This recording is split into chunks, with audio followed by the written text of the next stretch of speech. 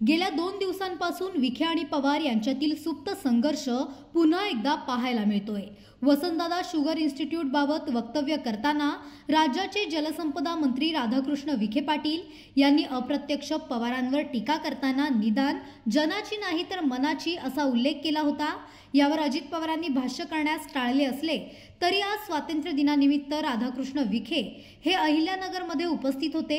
यावेळी त्यांनी माध्यमांशी संवाद करताना यावर स्पष्टीकरण देत आपण अजित पवारांना नव्हे तर राज्याच्या त्या जाणत्या राजाबद्दल बोलल्याचे सांगितले आहे। यावेळी बोलताना मंत्री विखे म्हणाले की अनेक वर्षांपासून आपल्या राज्यातील जाणते राजे हे फक्त आम्हाला घेऊन फिरायचे, दिल्लीला जाऊ, आयकर माफ करू, इथेनॉल धोरण करू, तुम्ही केंद्रात कृषी मंत्री राहिलात ना, तुम्ही आयकर माफ करू शकलात ना, इथेनॉल धोरण आणू शकलात। पहिले इथेनॉल धोरण तत्कालीन पेट्रोलियम मंत्री राम नाईक असताना 5% आणले होते। 10 वर्ष यांनी काय केले हा प्रश्न माझा आहे। आज 20%च्या पुढे आम्ही इथेनॉल ब्रँडिंगसाठी देत आहोत। 15,000 कोटींचा आयकर माफ होणे हा कारखानदारीला मोठा दिलासा आहे। या संदर्भात माझी भूमिका होती की ज्यांनी तुम्हाला दिलंय, जे तुम्हाला देतायत, ज्यामुळे कारखानदारी टिकली, त्यांचे आभार मानायला हवे। म्हणून मी माझ्या त्या भाषणात निदान जनाची नाही तर मनाची हे वक्तव्य केले आणि हा अजित पवारांना संबोधून नव्हता। अजित पवारांवर मी टीका कधीच करीत नाही, तर वर्षानुवर्षे महाराष्ट्राला फसवणाऱ्या त्या जाणत्या राजाबद्दल मी बोलल्याचे स्पष्टीकरण राज्याचे जलसंपदा मंत्री तथा अहिल्यानगरचे पालकमंत्री राधाकृष्ण विखे यांनी माध्यमांना दिले आहे।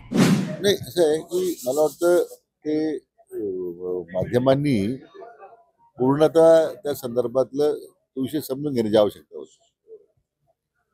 माननीय एकनाथराव शिंदे साहेब मुख्यमंत्री असताना आणि माननीय देवेंद्रजी फडणवीस साहेब उपमुख्यमंत्री असताना साखर संघाची शिष्टमंडळाची संवेदक बैठक झाली। तर प्रत्येक वर्षी कारखाने कधी सुरू करावेत किंवा कारखान्या संदर्भात काय प्रश्न आहेत याची एक बैठक होत असते। आणि मग सह्याद्री अतिथीगृहामध्ये जेव्हा बैठक झाली तर त्या शिष्टमंडळाचं नेतृत्व अजितदादांनी केलं होतं। ते काही विरोधी पक्षात होते। मी त्यांना चर्चा करताना वसंतदादा शुगर इन्स्टिट्यूटला सरकारनं जी कारखान्याकडून पैसे वसूल करून द्यावे, जी नेहमीची पद्धत आहे, सरकारने अनुदान द्यावं अशा प्रकारची मागणी होती। साखर संघाच्या काही मागण्या होत्या। नुकतंच इथेनॉलचं धोरण जाहीर झाल्यामुळे सगळ्यांनी हे मान्य केलं होतं की इथेनॉलमुळेच साखर कारखानदारी टिकून राहिली। तर मी त्यांना एवढाच प्रश्न विचारला की जर आदरणीय मोदी साहेबांनी किंवा मान्य अमित भाईंनी हे धोरण आणल्यामुळे आपली कारखानदारी टिकली हे तुम्हाला मान्य आहे ना, मग तुम्ही तुमच्या संघाच्या वार्षिक अहवालामध्ये आदरणीय प्रधानमंत्री मोदयांचा किंवा आपले पहिले सहकार मंत्री देशाचे अमित भाईंचा फोटो छापला का? ते उत्तर नाही होत। हे फक्त मतलबासाठी आणि फायदा करून तुम्ही सरकारकडे यायचं। वसंतदादा शुगर इन्स्टिट्यूटला तुम्हाला पैसे पाहिजे का? पाहिजे, सरकारी संस्था आहे, सरकारचं काय त्याच्यामध्ये नियंत्रण आहे? प्रायव्हेट लिमिटेड कंपन्या केल्या तुम्ही तिथं आणि आम्ही तुम्हाला पैसे देत राहायचं। सरकारचे 3-4 मंत्री तुम्ही नेमले पाहिजे त्या वसंतदादा शुगर इन्स्टिट्यूटवर प्राथमिक स्वरूपात।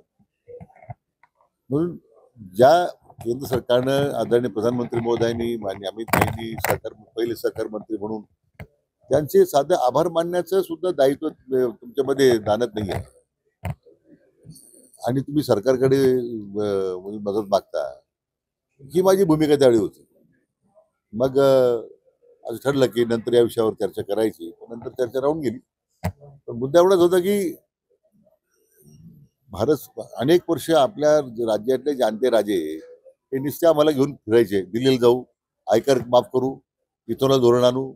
10 वर्ष तुम्ही केंद्रात कृषी मंत्री राहिला, तुमच्यावर जबाबदारीच होती ती ना। तुम्ही तुमचा इन्कम टॅक्स माफ करू शकलात ना, तुम्ही इथेनॉलचं धोरण आणू शकलात। पहिलं इथेनॉलचं धोरण राज्य देशामध्ये मान्य राम नाईक साहेब पेट्रोलियम मंत्री असताना त्यांनी 5% आणलं होतं। हे मग बऱ्याच लोकांना आठवत नाही म्हणून सांगतो मी तुम्हाला। आपण काय केलं 10 वर्ष? हा प्रश्न मला विचारायचा होता। आणि आज 20%च्या पुढे आम्ही जातोय इथेनॉल ब्लेंडिंगला। मान्य गडकरी साहेब त्यासाठी प्रयत्नशील आहे। मला वाटतं 15,000 कोटी रुपयाचा आयकर माफ होणं अकाउंट म्हणून दिलाच होता सहकारी कारखानदारीला। पण आमचं दायित्व काय होतं म्हणून मला वाटतं की या संदर्भात माझी भूमिका होती की ज्यांनी तुम्हाला दिलंय, जे तुम्हाला देत आहेत, ज्यांच्यामुळे कारखानदारी टिकली त्यांचे तरी आभार माना. म्हणून मी म्हटलं की नाही मनाचे तर जनाचे त्यांना तुम्ही निदान आणि तो काय त्यामुळे अजित पवारला संबोधन मुद्दा नव्हता हा माझा. मी त्या संदर्भात बोललो. आता ते मध्ये माध्यमाने असं सांगितलं की अजित पवारांबद्दल मी टीका केली. अजित पवारांच्या बद्दल मी टीका कधीच करत नाही. असे ज्यांनी महाराष्ट्राला फसवलं वर्षानुवर्ष त्या जाणत्या राजाबद्दल मी बोलत होतो.